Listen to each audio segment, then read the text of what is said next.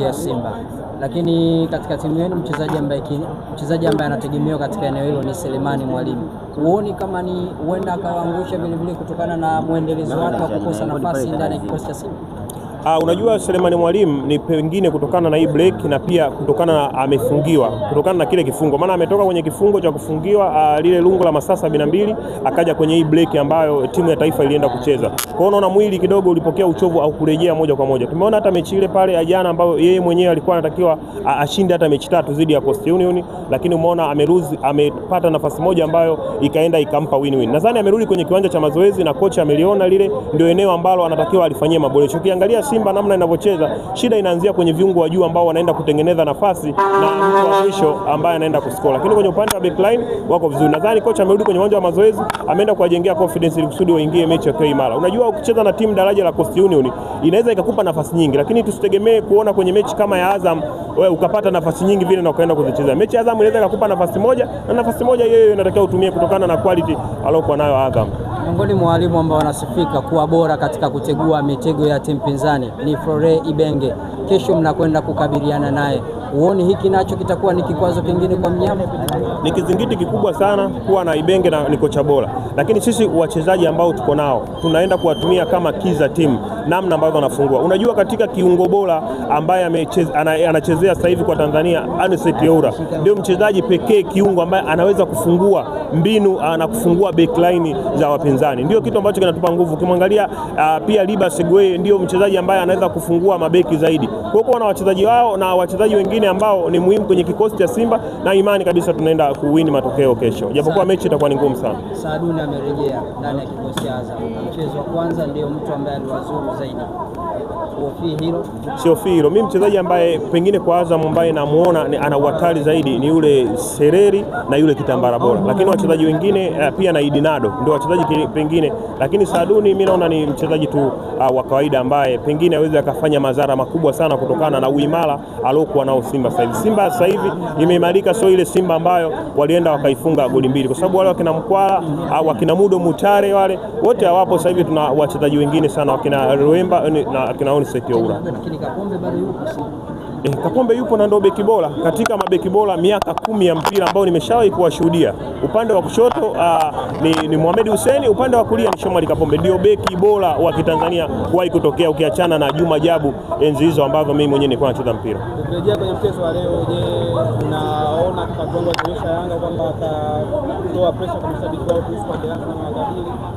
Namna ambavyo wamecheza leo Yanga ni kwa sababu tu wamewin, lakini Yanga kwenye kosti yao ana madhaifu mengi tu ambayo bado yapo. Ana madhaifu mengi. Yanga pengine anaweza akawa hana madhaifu, lakini wachezaji wake pia wametumika sana, wamechoka. Yaani wachezaji wa Yanga ukiangalia wamechoka. Wameshinda kwa hii timu na yenyewe ndio imejichokea zaidi.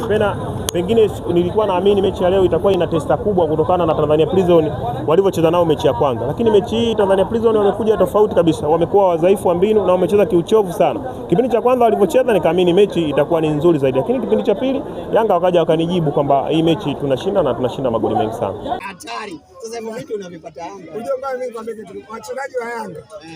Wachezaji wa Yanga. Kama kuna muda mnafanyaga makusudi, basi tukumbukeni sisi mashabiki. Hivi ujue leo tunaona raha sana. Hii Pasaka watu wanakula vizuri. Kuna watu kesho. Pasaka. Kuna watu kesho. Pasaka. Sijui lakini kesho yani watu watakula siku yao vibaya. Unawajua kina nani? Muulize Godi hawa. Yani iko hivi, si madunduka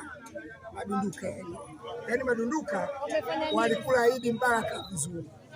Wananchi tolala Idi Mbaraka vibaya. Ila sisi Pasaka tutakula vizuri. Ila madunduka watakula Pasaka vibaya. Watakulaje? Ile mida yetu. Kesho shehe wangu twende kwanza kwenye Qur'ani pale Benjamin. Tukimaliza tutakutana pale kwenye 15. Maana 15 wanaumia. Yaani 15 kiingilio cha kawaida wewe. Sisi kama mwananchi tunaingia kiingilio mzunguko 10,000. Sasa 15.